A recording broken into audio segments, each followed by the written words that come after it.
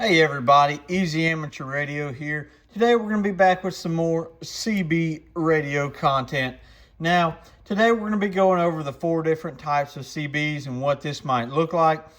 You know, CBs are basically all the same. They function with pretty much the same 5 components. Typically you have volume, squelch, microphone gain, RF gain, and a channel selector. But each one of these does something different and does that in a different way. We're going to start with the first type, which is going to be talking about handheld CB radios. Next, we're going to move to simple CB radios that are just simple, basic radios, whether they be a remote head or a box type radio. Then we're going to go to your classic CB radios, which are going to be like your Cobra 29s, your Cobra 25s. And then we're going to talk about export CB radios and their use here in the United States. So stay tuned. Make sure you hang around, like, and subscribe. Both of those things are free. They don't cost you anything, and they help the channel out. And if you want to see more CB radio content or tell me your CB radio stories, drop it down in the comments. 73. The first radio we're going to talk about today is a handheld CB radio. Now, there are various different models on the market. This happens to be what I have, what I use, and what I like. So they're oftentimes, just from the outside, going to have a belt clip because this is made to tote around. They won't always have a connector that comes off. Some antennas are fixed, but this one is not. This radio comes with an adapter so you can use it with a vehicle mounted antenna. Pretty handy, if I had to say so, but a pretty intuitive user interface on this. Like most radios, we're going to turn it on with the volume knob. And you can see that we're picking stuff up in here because I have it wide open. Very simple. You display, it gives you a frequency display, which most people don't really care about. AM operation. On the side over here, we have our PTT. You can see it transmitting. We have a high and low. High and low power, I would expect to get somewhere around 2 watts or a watt on low and maybe 3 watts on high. Not very much. Not going to be very effective with this short little antenna on here. Very coil-based antenna. It's not going to go very far. I would expect maybe 500 yards out of this, clear line of sight. Maybe 300 if you have things in the way. You're not going to get very far. This is maybe for somebody who's out on the ground directing trucks, things like that. This is going to be your squelch control. You're always going to have some sort of squelch control. I like to keep mine somewhere around there. This radio does offer weather listening and things like that. That's what the WX is. You do get an automatic noise limiter and a noise blanker with this radio. Pretty sweet. We have both on there. That's just going to cut down noise. And then emergency. That's going to bring you to channel 9, 19, back to 33. You get a pretty handy flashlight. You know you got yourself a nice rig when it comes with a flashlight. Nobody's Cobra 29 has that. But this is just basic, simple. Key down and talk into it. Nothing special. Channel up, channel down. Use this all the time. It's a good radio. It's the most convenient radio, especially like if you're managing crews and you're bouncing around. It's almost the least invasive because, I mean, you don't have to mount an antenna if you don't want to, but for better performance, you're going to do just fine with it. Let's move on to some simple radios and box type radios and other types and see which one fits you. All right, next up on the bench, we have simple CB radios, and I'm going to show you 2 as an example of these are minimal controls, minimal peaking and tuning ability and tweaking ability. These are just simple radios that typically always work. This is a remote head unit. This is my favorite CB radio on the market right now. But there are simple radios like this Cobra 19 right here where you have very little control and it's a small box style radio. But let's talk about this radio and what it offers. So this is a super small and compact radio. What I like about this is you can bury this underneath the seat in the console, out of sight, and then you just have everything in the microphone. So we have your PTT here. Like always, you push this down to talk. what we have is basic volume up and down, and then we have simple channel controls up and down.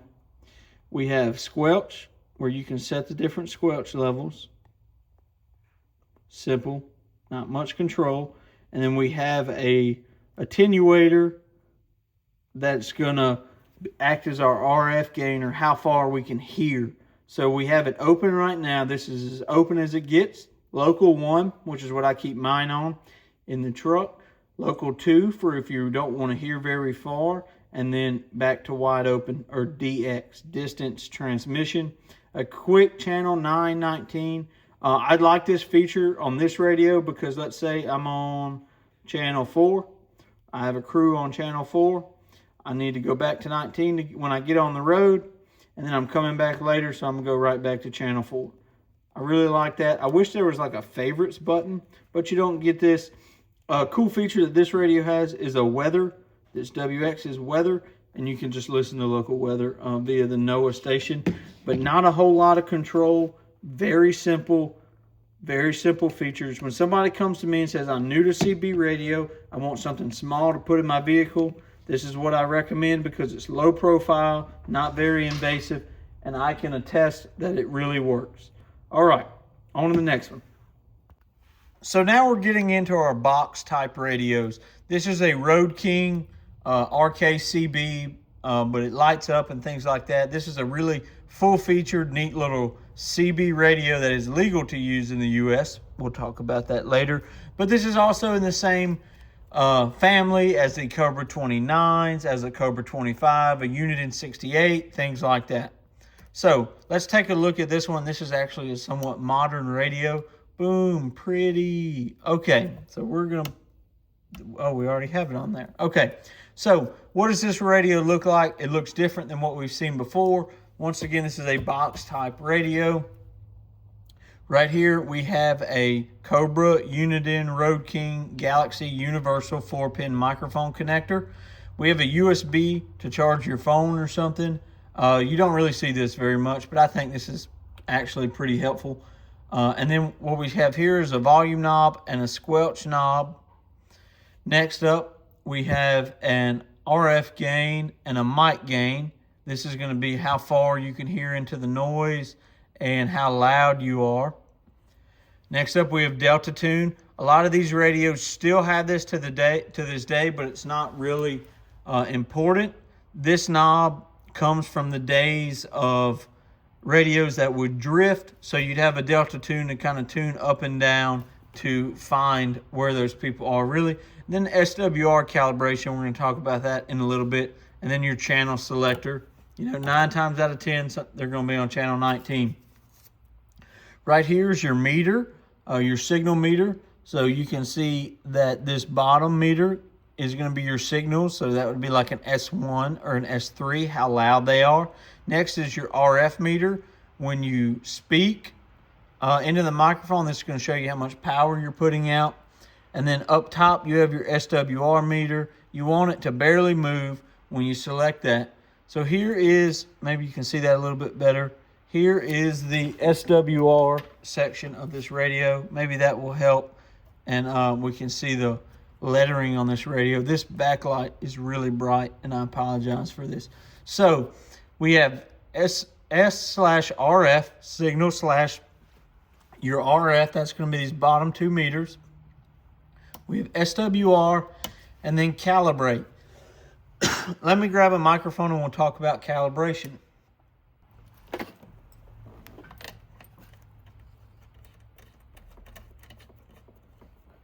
So now we're hooked up to the dummy load in the back, and in order to calibrate this radio, what we're going to do is we're going to key down on the microphone. I forgot. This radio doesn't work. It just looks pretty. Timeout. Okay, so fun fact. In this whole shop, I don't have a Cobra 29. I guess I sold them all. And this is the only other radio like this that has the SWR calibration. So we're going to play pretend. Okay, so this radio doesn't work. I sent it off to get fixed. They couldn't figure it out. Anywho, so we're going to key down on the microphone, and you're going to turn this knob right here until this meter jumps and lines up with the calibration. And then you're not going to touch this knob anymore. You're going to click this back to SWR and key down again, and that's going to move and show you where your SWR or your standing wave ratio is, and you want it to just barely move. You don't want it to go all the way to the end, because that means your antenna has a mismatched SWR. And basically what that is you want to make sure your antenna is tuned to the frequency which you're transmitting. Why is that important? Well, you want it to match so you don't get any power back down the radio. So we'll go ahead and take this microphone out. And they just unscrew like that, especially out of these box type radios, and boop, pop it out. Okay, so we'll keep going.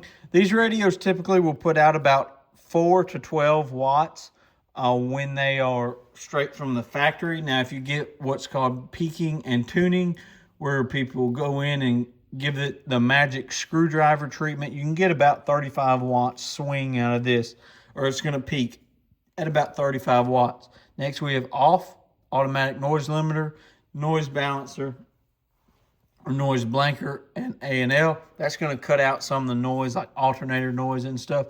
CB and PA, if you wanted to hook this up to a PA system outside of your vehicle where you could yell at the kids or something, or yell at other people, this is what you'd select it to. Always make sure it's on CB. Next, we have bright and dim. It's just controlling your light. This isn't variable. You get one or the other. And then high cut. Oh, excuse me. That's channel 9. And then back to 19. Channel 9 used to be the emergency frequency, so all these radios have this jump to channel 9 button. And then lastly, high cut. And that's just going to kind of change the tone of what you're hearing and how you're transmitting. But this is a Road King, basically a Cobra 29 clone. And yeah, this is a box type CB radio. Let's jump over to a 10-meter export. So now in front of us, we have a Galaxy DX44HP. HP, of course, when you're talking about 10-meter export radios, are high power. Now, these are 10-meter amateur radios for licensed amateur radio operators that are able to be modified or come with frequencies already set for as high power CB radios. Now, before I go any further in this, I want to say that these are against FCC rules in the United States. Do I think somebody's going to hunt you down for using this in your 18-wheeler or your log truck? Maybe, maybe not. But before we go any further, I just want to say that this is classified as an amateur radio, not as a CB radio, but it can be used. So what's familiar about this radio to the radios we saw?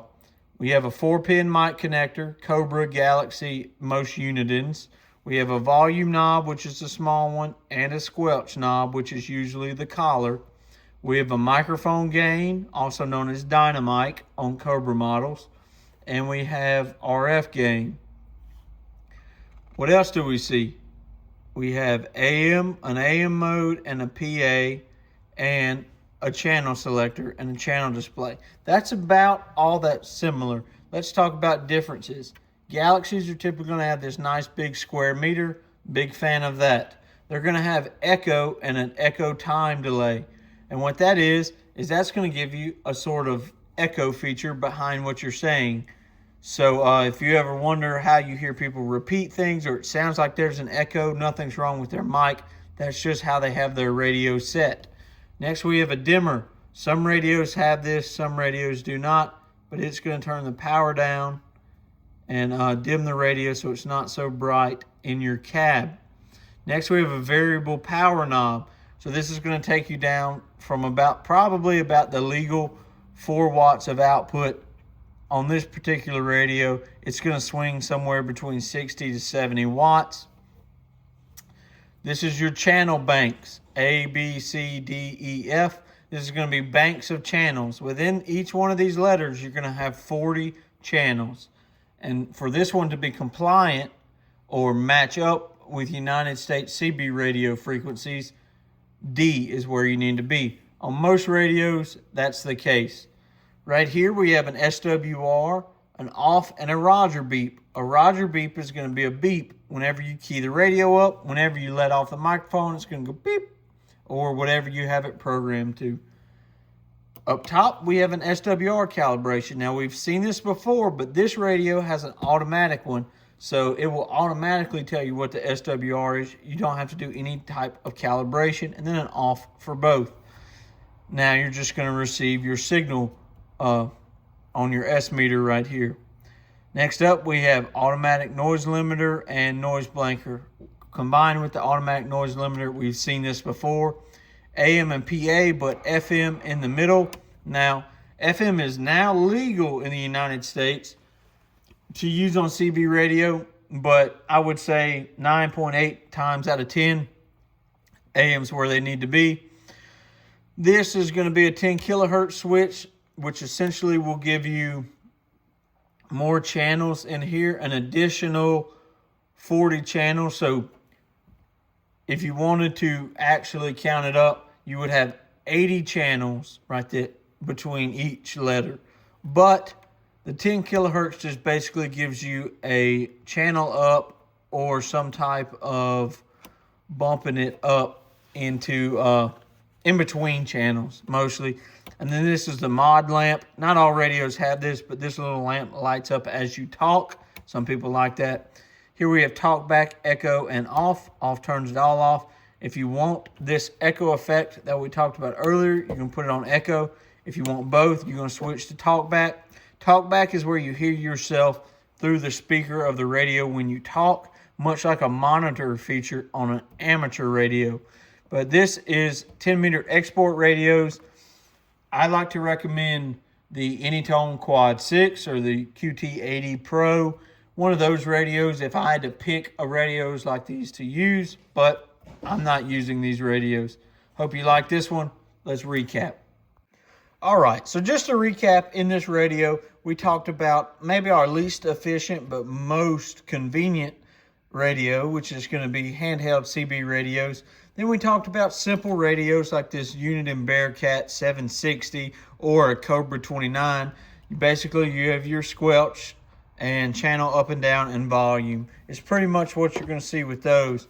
Next, we talked about the radios like this Road King that basically have squelch, volume, RF gain, mic gain, some sort of tune, an SWR calibration, and then a bunch of switches and knobs up top that are most common and most seen. Then we talked about export radios, a little bit of power, a little bit extra features, but not necessarily within operating realm in the United States unless you want to take it up with the FCC. But thanks for watching, guys. 73. If you want to see more CB radio content, like I said earlier, let me know down in the comments below. Have a good one.